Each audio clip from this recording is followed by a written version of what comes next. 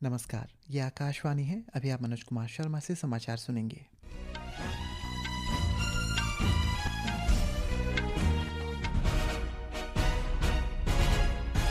पहले मुख्य समाचार। सरकार ने 21 जुलाई से शुरू हो रहे मानसून सत्र से पहले रविवार को सर्वदलीय बैठक बुलाई। भारत ने सुरक्षा चिंताओं के मद्देनज़र अपने नागरिकों को ईरान की अनावश्यक यात्रा न करने की सलाह दी। वित्त कार्रवाई कार्यबल ने डिजिटल युग में आतंकी गतिविधियों के लिए वित्तीय सहायता मुहैया कराने संबंधी जोखिमों की चेतावनी दी। इसमें पाकिस्तान की भूमिका को उजागर भी किया। सीबीएसई ने विद्यार्थियों में स्वस्थ जीवन शैली को बढ़ावा देने के लिए स्कूलों से टेल बोर्ड की स्थापना करने को कहा। मौसम विभाग ने अगले 2 दिनों में देश के पूर्वी हिस्सों में मध्य भारत में आसपास बहुत तेज बारिश रहने की संभावना व्यक्त की है। इधर ईटानगर मौसम विभाग ने आज अरुणाचल प्रदेश के 14 जिलों के लिए येलो अलर्ट जारी किया है। बैडमिंटन में लक्ष्य सेन सिंगल्स में तथा सात्विक साईराज रंकीरेड्डी और चिराग शेट्टी की जोड़ी डबल्स में जापान ओपन के दूसरे दौर में पहुंचे। और महिला क्रिकेट में भारत और मेज़बान इंग्लैंड के बीच 3 एकदिवसीय मैचों की श्रृंखला का पहला मैच आज शाम साउथहैम्पटन में खेला जाएगा। अब समाचार विस्तार से। संसद के मानसून सत्र से पहले सरकार ने रविवार को सर्वदलीय बैठक बुलाई है। बैठक में सरकार दोनों सदनों के सुचारू संचालन के लिए सभी राजनीतिक दलों से सहयोग का आह्वान करेगी। मानसून सत्र 21 जुलाई से 21 अगस्त तक चलेगी। इस दौरान कई महत्वपूर्ण विधेयकों पर चर्चा और पारित किए जाने की संभावना है। केंद्रीय मंत्रिमंडल ने अंतरिक्ष यात्री शुभांशु शुक्ला की अंतरिक्ष यात्रा की सराहना का प्रस्ताव पारित किया है। ग्रुप कैप्टन शुभांशु शुक्ला कल अपनी अंतरिक्ष यात्रा से सुरक्षित पृथ्वी पर वापस आ गए, जो भारत की अनंत आकांक्षाओं का प्रतीक है।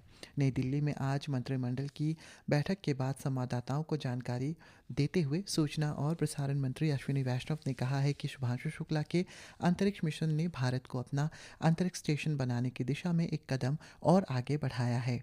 उन्होंने कहा है कि मंत्रिमंडल भारतीय अंतरिक्ष अनुसंधान संगठन और वैज्ञानिकों एवं इंजीनियरों की सराहना करता है, जिनके अथक प्रयासों से ये उपलब्धि संभव हुई है। श्री वैष्णव ने कहा है कि शुभांशु शुक्ला ने सुरक्षा गुरुत्व में मांसपेशी पुनर्जनन, शैवाल और सूक्ष्म जीवों की वृद्धि, फसल व्यवहारिकता, माइक्रोब्स के जीवन की संभावनाएं और मानव की सोचने समझने की क्षमता पर अंतरिक्ष के असर का अध्ययन और साइनोबैक्टीरिया जैसे जीवों के व्यवहार जैसे विषयों पर अग्रणी प्रयोग किए हैं। आज मंत्रिमंडल कई महत्वपूर्ण विषयों के साथ देश की एक महान उपलब्धि से जुड़ी देश की भावना को अभिव्यक्त कर रही है। 15 जुलाई को भारत की अनंत आकांक्षाओं का प्रतिनिधित्व करते हुए ग्रुप कैप्टन शुभांशु शुक्ला अंतरिक्ष यात्रा से सकुशल धरती पर लौटे हैं। ये समूचे देश के लिए गर्व, गौरव और उल्लास का अवसर है। आज मंत्रिमंडल देश के साथ मिलकर ग्रुप कैप्टन शुभांशु शुक्ला के सफलतापूर्वक पृथ्वी पर लौटने का अभिनंदन करता है। भारत ने अपने नागरिकों से ईरान की अनावश्यक यात्रा से बचने को कहा है। ईरान में बढ़ती सुरक्षा चिंताओं के बीच यह परामर्श जारी किया गया। ईरान ने भारतीय दूतावास ने एक सोशल मीडिया पोस्ट में भारतीय नागरिकों को ईरान यात्रा से पहले स्थिति पर सतर्कता से नजर रखने और भारतीय प्रौद्योगिकीकरण से जारी परामर्शों की भी ध्यान देने को कहा है।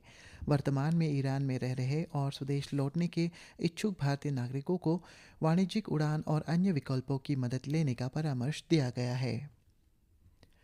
केंद्रीय गृह मंत्रालय ने केंद्रीय रिजर्व पुलिस बल सीआरपीएफ को जम्मू कश्मीर में तैनात के लिए 20,000 से ज़्यादा जवानों को शामिल करने हुए 20 नई बटालियन बनाने की संवैधानिक मंजूरी दे दी है। आकाशवाणी के जम्मू संवाददाता ने बताया है कि शुरुआत में सीआरपीएफ ने 35 बटालियन के लिए मंजूरी मांगी थी, लेकिन 22 अप्रैल को पहलगाम में हुए आतंकी हमले और उसके बाद शुरू हुए ऑपरेशन सिंदूर के बाद मंत्रालय ने तत्काल उपाय के तौर पर 20 बटालियंस को मंजूरी दी है। वित्त मंत्रालय इस प्रस्ताव को पहले ही मंजूरी दे चुकी है और केंद्रीय मंत्रिमंडल ने सभी स्वीकृति मिल सकती है। नई बटालियन जम्मू कश्मीर के भूभाग और सुरक्षा ज़रूरतों के अनुरूप उन्नत परिचालन क्षमताओं से लैस होगी और इस कदमों को एक व्यापक रणनीतिक पुनर्संयोजन के हिस्से के रूप में देखा जा रहा है। प्रमुख रक्षा अध्यक्ष जनरल अनिल चौहान ने कहा है कि ऑपरेशन सिंदूर के दौरान पाकिस्तान के ड्रोन्स और अन्य मानव रहित हथियार प्रणालियों का इस्तेमाल किया गया था, जिसमें भारतीय सेना ने निष्क्रिय कर दिया। नई दिल्ली में एक कार्यशाला को संबोधित करते हुए जनरल चौहान ने कहा है कि पाकिस्तान के किसी भी ड्रोन से भारत के सैन्य या नागरिक बुनियादी ढांचे को कोई नुकसान नहीं पहुंचा है। जनरल चौहान ने कहा है कि देश को अपनी सुरक्षा के लिए रक्षा क्षेत्र में निवेश और विनिर्माण पर अधिक ध्यान केंद्रित करना होगा, क्योंकि विदेशी तकनीक पर निर्भरता हमारी तैयारियों को कमज़ोर कर सकती है। वैश्विक आतंकवाद वित्त पोषण निगरानी संस्थान वित्तीय कार्रवाई कार्यबल FATF ने तेजी से डिजिटल हो रही दुनिया में धन के दुरुपयोग से जुड़े संभावित खतरों को उजागर किया है। FATF ने कहा है कि धन का दुरुपयोग आतंकवाद को समर्थन देने, अवैध कमाई छिपाने या वैश्विक शांति को नुकसान पहुंचाने वाली गतिविधियों के लिए किया जा सकता है। श्रीलंका के 14 राजनीतिक दलों को 24 सदस्यीय शिष्टमंडल ने आज नई दिल्ली में विशेष सचिव विक्रम मिस्री से भेंट की। बैठक के दौरान विदेश सचिव ने भारत श्रीलंका भागीदारी को बढ़ाने के लिए भावी रूपरेखा तैयार करने में संबद्ध पक्षों के रूप में शिष्टमंडल के योगदान की सराहना की। सोशल मीडिया पोस्ट में विदेश मंत्रालय के प्रवक्ता रणधीर जायसवाल ने बताया कि युवा राजनीतिक नेताओं का शिष्टमंडल 2 सप्ताह के कार्यक्रम के लिए भारत में है।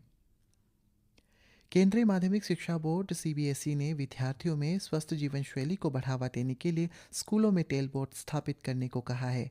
CBSE ने इस संबंध में सभी स्कूल प्रमुखों को पत्र लिखा है। एक रिपोर्ट।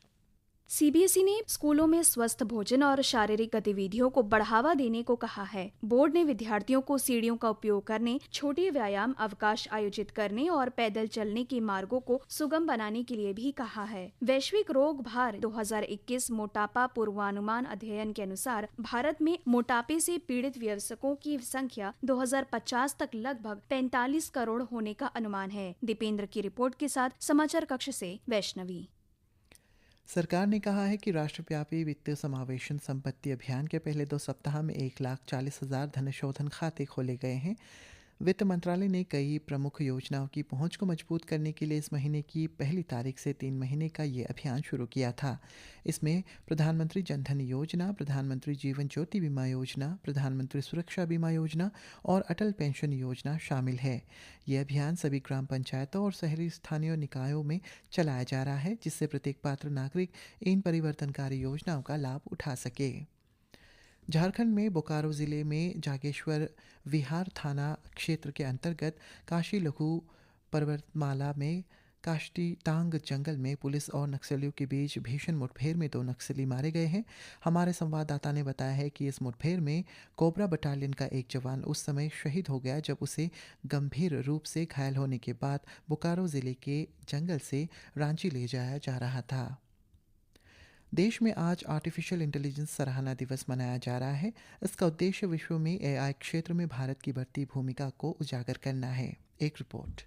कृत्रिम बुद्धिमत्ता अर्थात आर्टिफिशियल इंटेलिजेंस के माध्यम से आज स्वास्थ्य सेवा, शिक्षा, कृषि, शासन और उद्योग जगत में बड़े बदलाव हो रहे हैं। सरकार का सभी के लिए AI और AI के लिए राष्ट्रीय रणनीति का उद्देश्य आर्टिफिशियल इंटेलिजेंस के उपयोग से न केवल आर्थिक विकास बल्कि जीवन को बेहतर बनाने, समावेशिता सुनिश्चित करने और समानता को बढ़ावा देना भी है। AI क्षेत्र को और विकसित करने के लिए सरकार ने स्किल इंडिया AI पोर्टल, राष्ट्रीय AI कौशल कार्यक्रम और AI युवा बूट कैंप जैसे कार्यक्रम शुरू किए हैं। इनके माध्यम से छात्रों और श्रमिकों को व्यवहारिक प्रशिक्षण और प्रमाणन प्रदान किया जाता है। व्यावसायिक केंद्र भी पारंपरिक उद्योगों को बढ़ावा देने के लिए AI उपकरण अपना रहे हैं। समाचार कक्ष से मनोज। मौसम विभाग ने अगले 2 दिनों में देश के पूर्वी हिस्से में और मध्य भारत के आसपास बहुत तेज वर्षा जारी रहने की संभावना व्यक्त की है। अगले 6 से 7 दिन के दौरान केरल, कर्नाटक और तमिलनाडु में भी अत्यधिक वर्षा का अनुमान व्यक्त किया गया है। जम्मू कश्मीर में आने वाले दिनों में बहुत तेज वर्षा, बाढ़ और भूस्खलन की चेतावनी जारी की गई है। उधर उत्तराखंड के कुछ हिस्सों में अगले कुछ दिनों में बारिश का अनुमान है। इधर ईटानगर मौसम विभाग ने आज अरुणाचल प्रदेश के 14 जिलों Tawang, east Kameng, west Kameng, Papum Pare, lower Subansiri, Kamle, Siang और upper Siang, west Siang, Dibang valley, lower Dibang valley, Anjaw, Tirap और चांगलांग के लिए येलो अलर्ट जारी किया है।